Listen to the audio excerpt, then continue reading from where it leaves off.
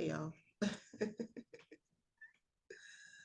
Hey y'all, it's another episode of Bree with the Tea coming live.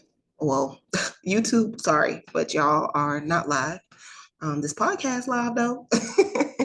So this is another episode of Bree with the Tea coming at you with episode number 8.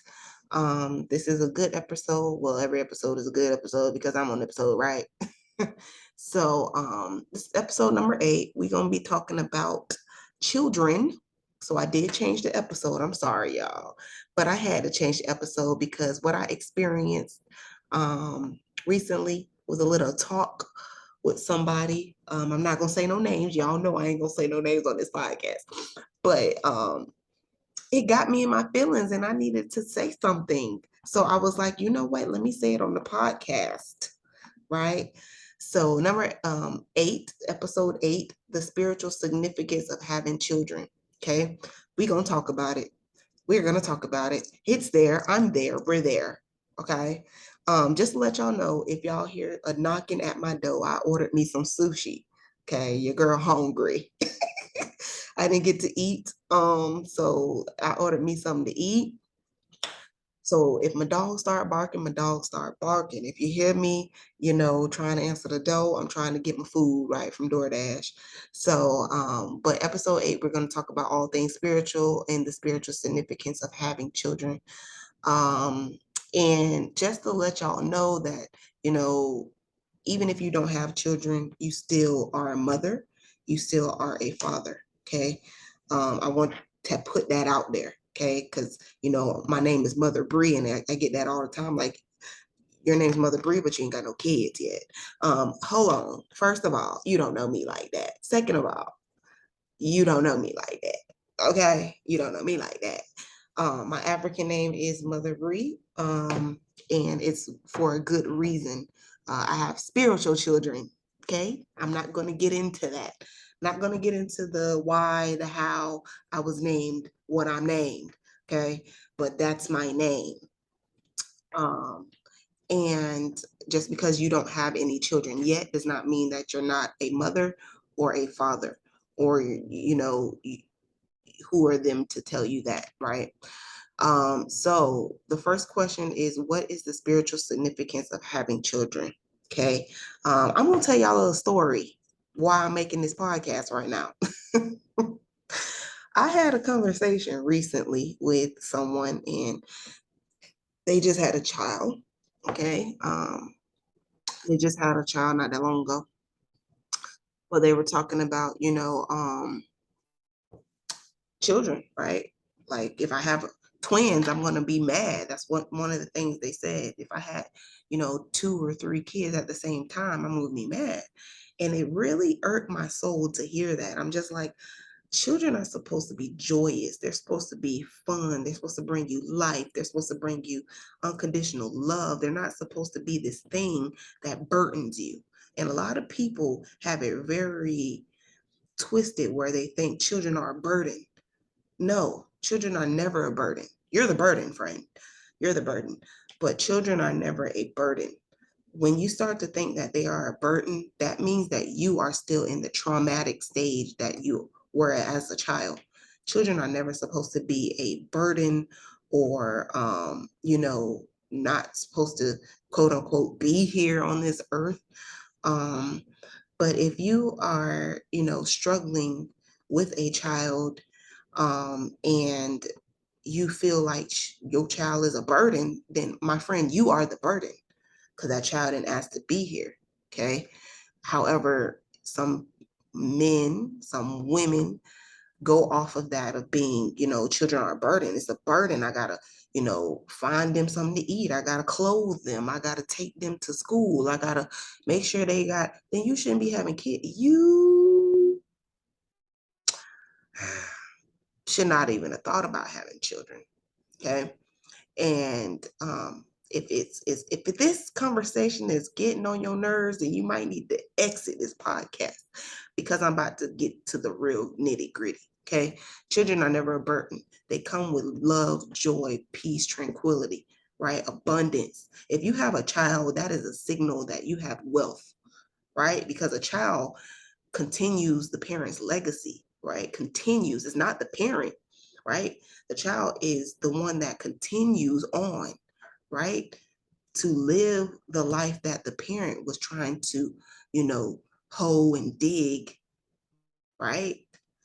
In generations. If you have a child right now, you are wealthy, my friend. You're wealthy. You're abundant. That's what it means to be abundant. A lot of people think it's money. No, it's something simple like a child. Okay. And if you feel like children are a burden, my friend, then you are the burden. Okay. Because the child is ultimately going to be what? The parent. Because the parent is going to fall ill. The parent is going to, die one day. And guess who has to help that parent? The child. So even though the parent is being a parent at the moment, the parent is going to turn into the child, and the child is going to turn into the parent. So if you do not have kids right now, that does not mean, go back to the first part of the podcast, that doesn't mean you're not a mom or a father. But if you do have kids right now and you feel like this child is a burden, you have to do all these things for this child, right? Then just think about it.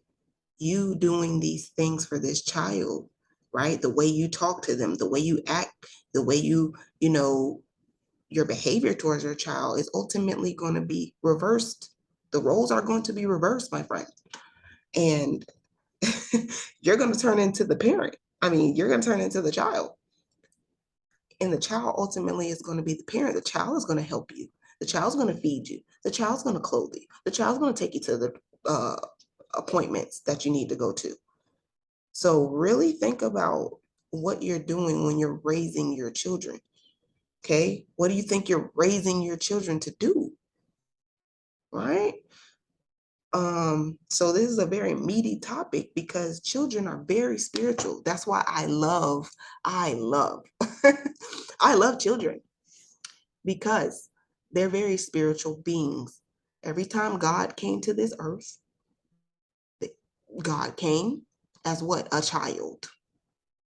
That should tell you something. The child of God, right? They always say the child of God. What do they mean? Right? What do they mean, a child of God? God is a child. You have to get to him in a childlike spirit. You can't be serious, right? If you want to take it all the way back to biblical terms, okay? In the Bible, what happened to Pharaoh? Pharaoh was too serious. His heart was hardened. His heart was hardened. He was serious like an adult. He was too serious. Therefore, he hardened his heart towards what? God. Because God is a what? Child. Childlike spirit, right? So children are, I'm not going to say children are God, but they're forms of God, right? So that's why I like to teach children. That's why I like to, laugh with the children. I like to, create things for children because they are, you know what I'm saying? They're your living legacies of a smaller portion of God, okay? There are many gods running around, okay? That's why it's so important to, love on that child. It's so important to invest in that child. And investing doesn't mean money, but it could be spiritual deposits, like the affirmations book that I wrote, Worthy Warriors. That book is a spiritual deposit from, when I was little and my mom used to say affirmations to me as a child. And then guess what I did? I wrote a book about it because that's kind of, where I was going with my walk and my journey is affirmations, right? That's the first thing that I learned was affirmations on my spiritual journey. But that shows you how your behavior, your actions are instilled in your child, right? So it's very important to walk light around your children, right? Don't harden your heart like the Pharaoh did towards your child. Love on your child, because ultimately, if you don't love on that child, The roles are going to be reversed, and there's going to be resentment. That child's going to hate you.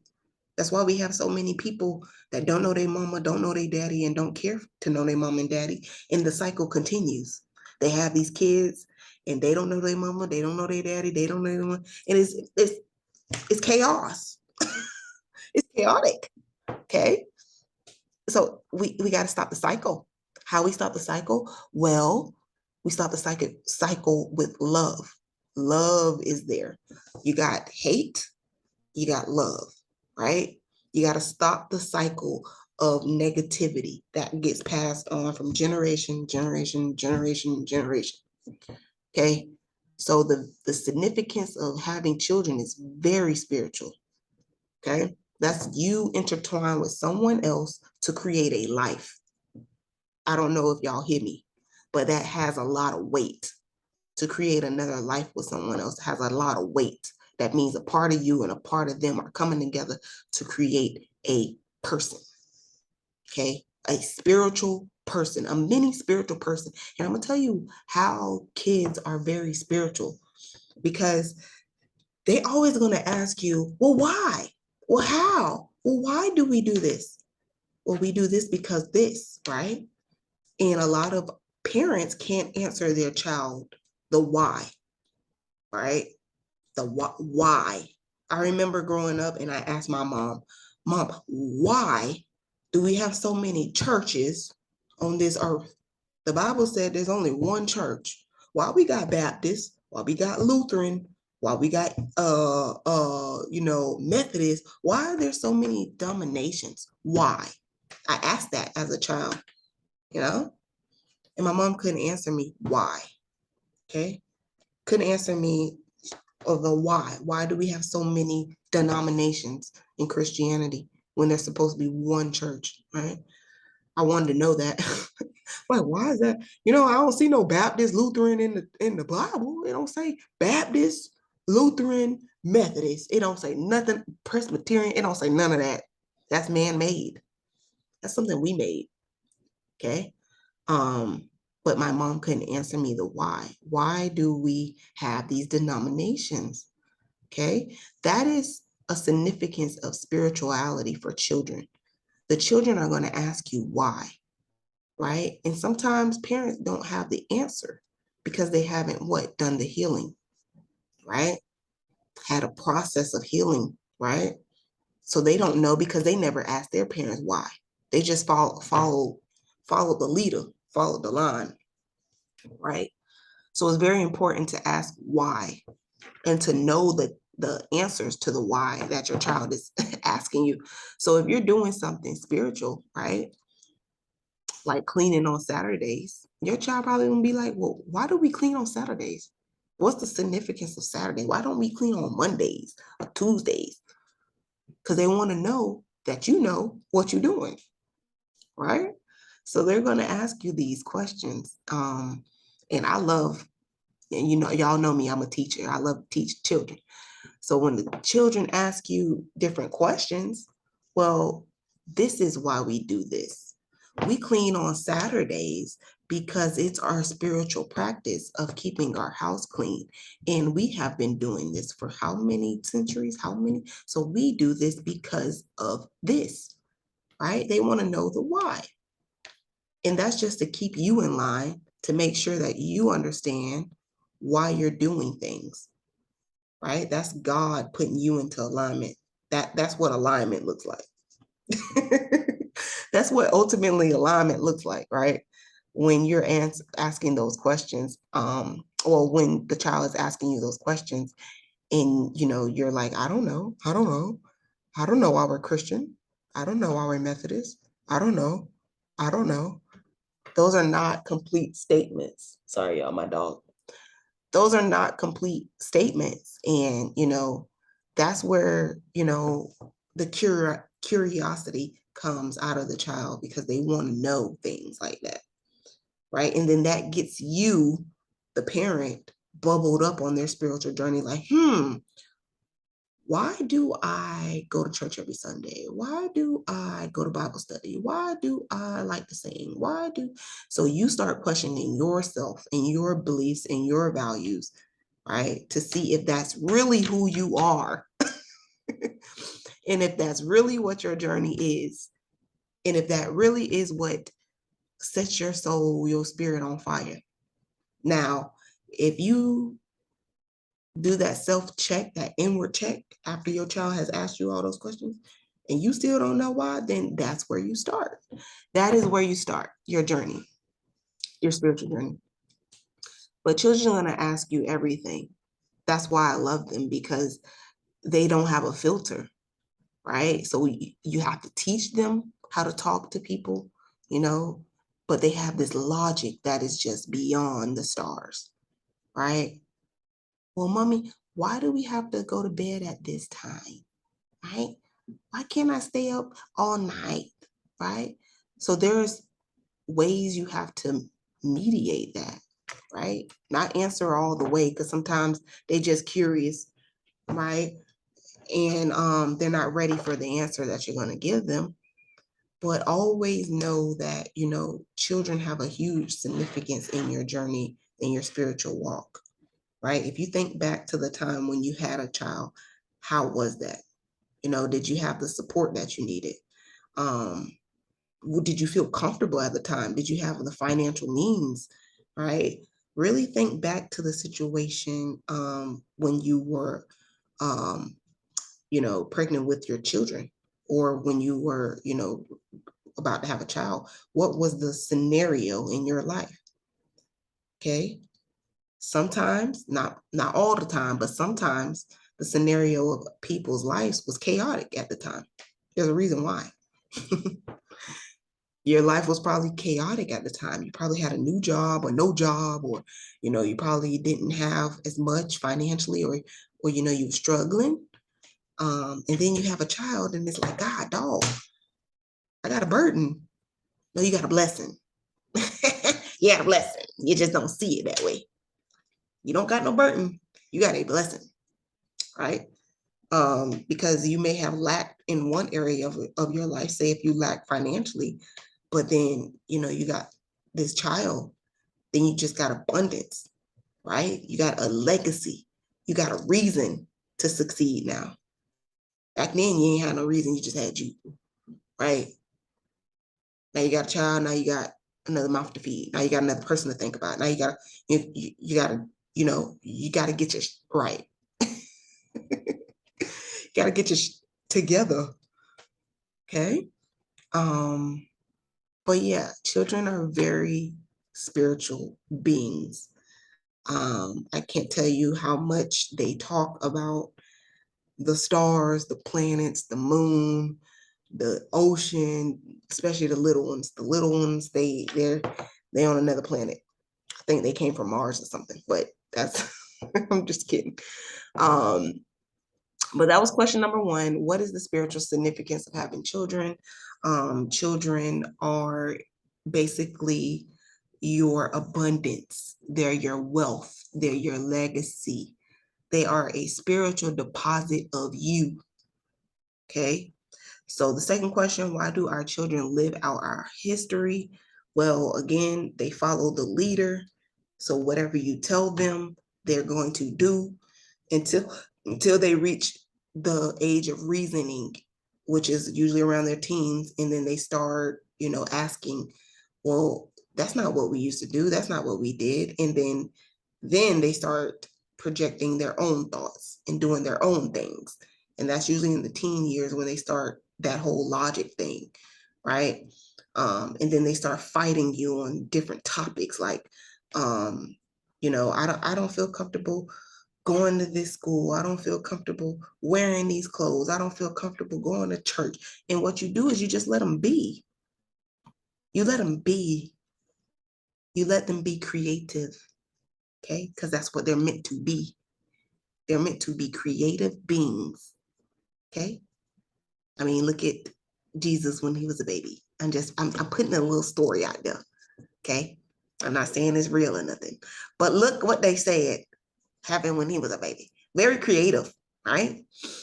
Islam, Buddha, all them people over there, that way. Very creative beings as children. So you must let the child be creative because that is their outlet. Okay.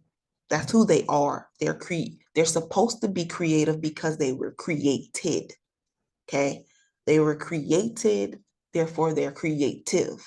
If you do not let the child express themselves, they are going to resent you. They are going to be mad. They are going to do things and lash out. And I'm not saying let them be creative as, the derogatory things like drugs and all of that. No, we're saying let them have a creative expression. If they want to wear a certain dress, if they want to wear a certain head wrap, if they want to wear something that is positive and optimistic, then yes. If they're trying to wear things that is derogatory and brings them down inside, then no. But if they are trying to express themselves, let them express themselves. Let them express themselves. Like, I don't know what to tell y'all. I really don't. Okay. If you pick out their clothes, if you pick out their food, if you pick out all these things, then you're really creating a mini you, which is not going to help. That ain't going to help. Okay. Because we all know that, some things didn't go right in our lives. Therefore, we shouldn't be pushing them on our children's lives, right? So you really want them to be creative and expressive in the most humblest, optimistic way they can be. Okay, because they are creators. So they have to be creative. It's in their that's in their job description as a child. So let them be creative, let them live out their history, not your history. Don't put them in singing classes if the child don't like to sing. Don't put them in sports if they hate sports.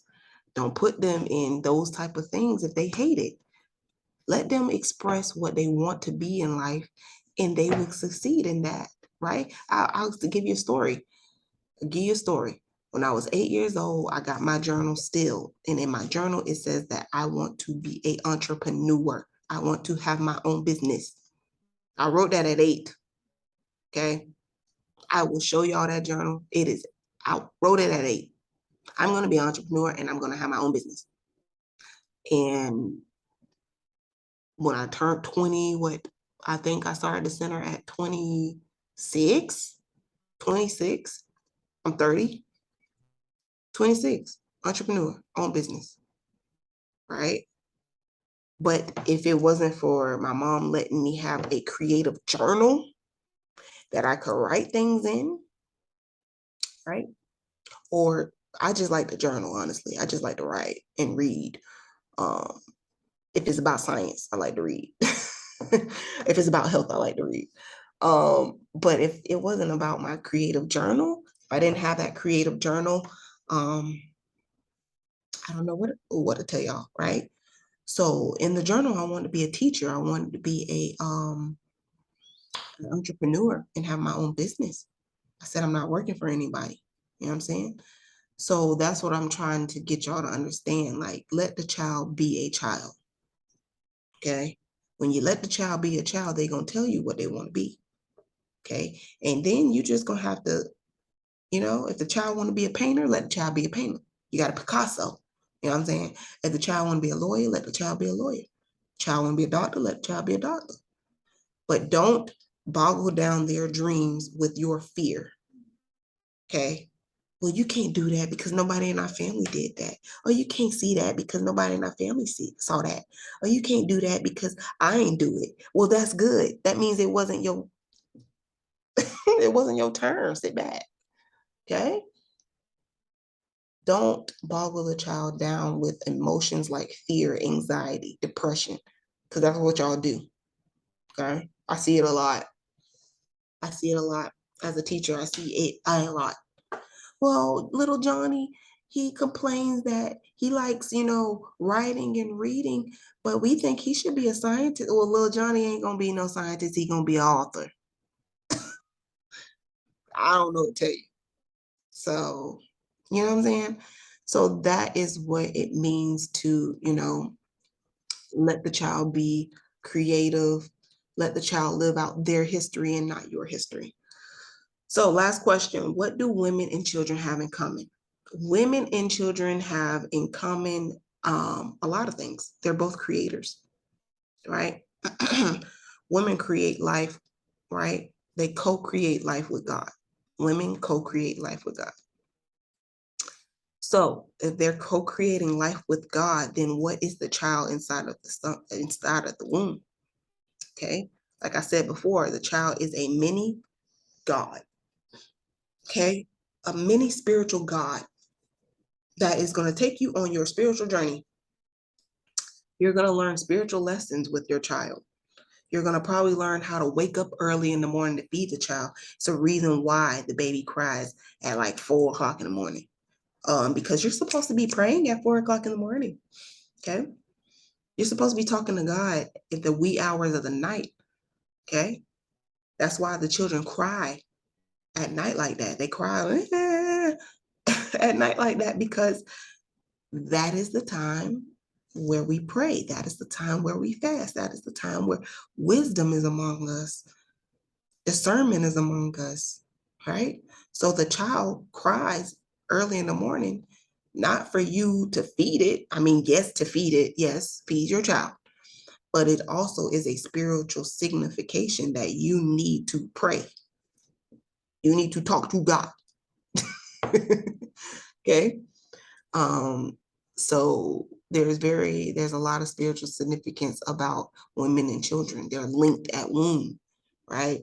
So that's why you always say that, women always feel, linked to the child. When the mom has to go back to work, they can't go back to work because there's that pool there. They're like, where's my child? You know what I'm saying? They're so used to having this person with them that they can't just leave that child because they're connected, right?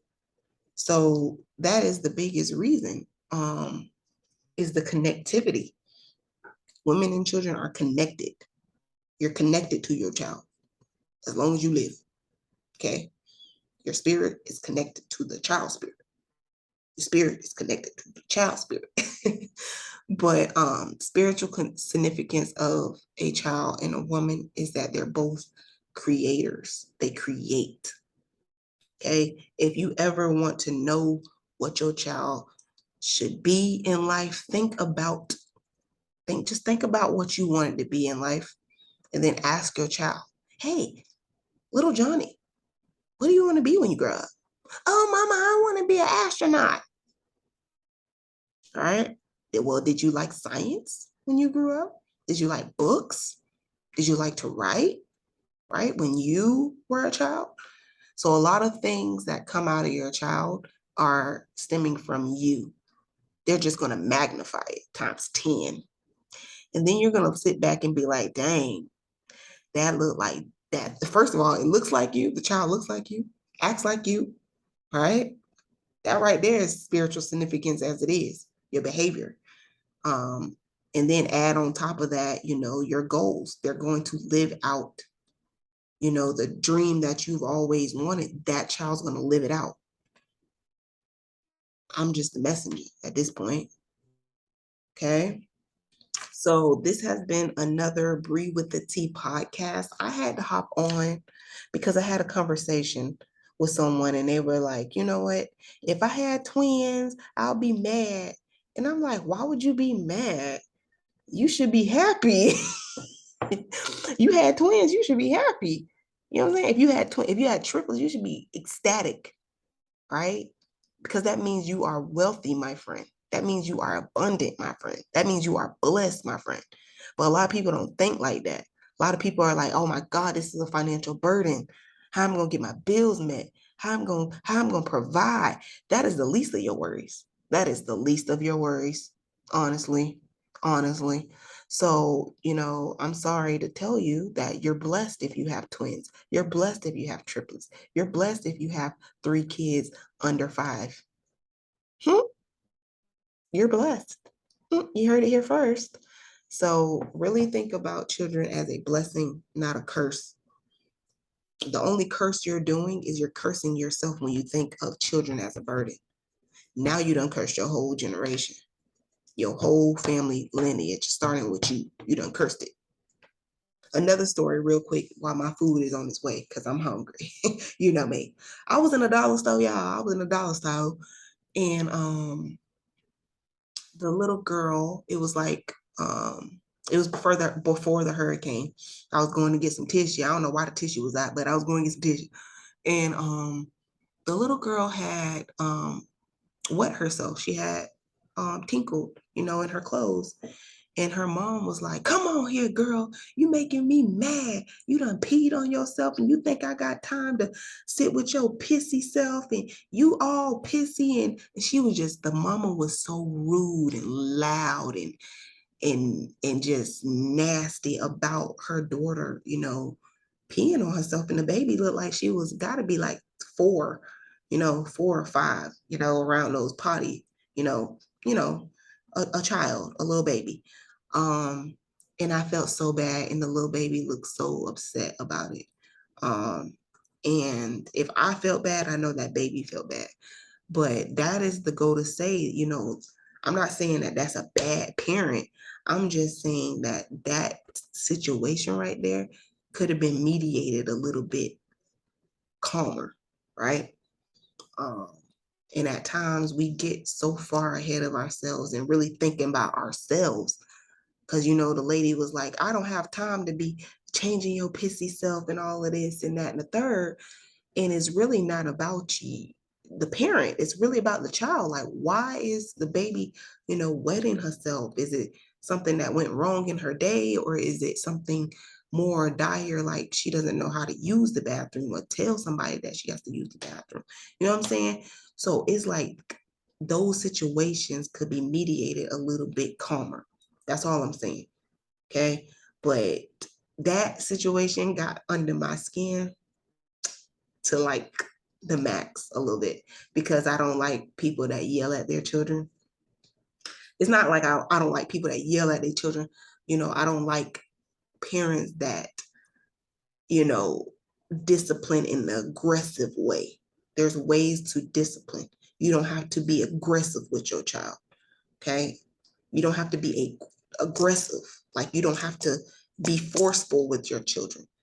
You can be calmer. You can set that tone, but it all starts with the way you interact with them. So if you have not been interacting with them in a, calm way since they were born, and you just been aggressive and forceful, of course they're going to resent you. Anybody would resent you. Nobody wants an aggressive person in their life. They hear it all the time. Like, no. So that, just take heed to that. Okay. The aggressiveness must be stopped. That's a generational curse cycle. If you were aggressive with your child, your mama was aggressive with you, they mama was aggressive with you, then guess what? Guess what? It continues if you don't break it. You got to break the cycle with love, y'all. All right, this has been another podcast with Briewiththetea. You heard it here first, Mother Bree, episode 8, the spiritual significance of children. If you want to, hit your girl up, go ahead on Instagram, Briewiththetea _ on Facebook, oceanicbree.com. Well, that's my website. Oceanicbree.com is my website. Facebook is Oceanic Bree. I ain't got no Snapchat, I don't think. No, I ain't got no Snapchat. But if you want to hit me up with any type of juju bags, crystals, any type of tantrics, any spiritual readings that you may need, now's the season, because we are at the end of the year. The best time of the year is the end of the year to get your spiritual readings. It sets the tone for the next couple of years, because again, I don't just do spiritual readings, I do in-depth readings. So I'm not even going to solicit it right now, but I do in-depth readings, past, present, future.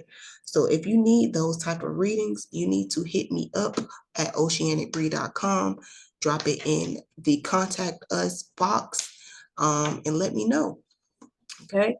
I am going to be traveling in November to Largo. Largo is your turn. We do have a spirit festival in Largo.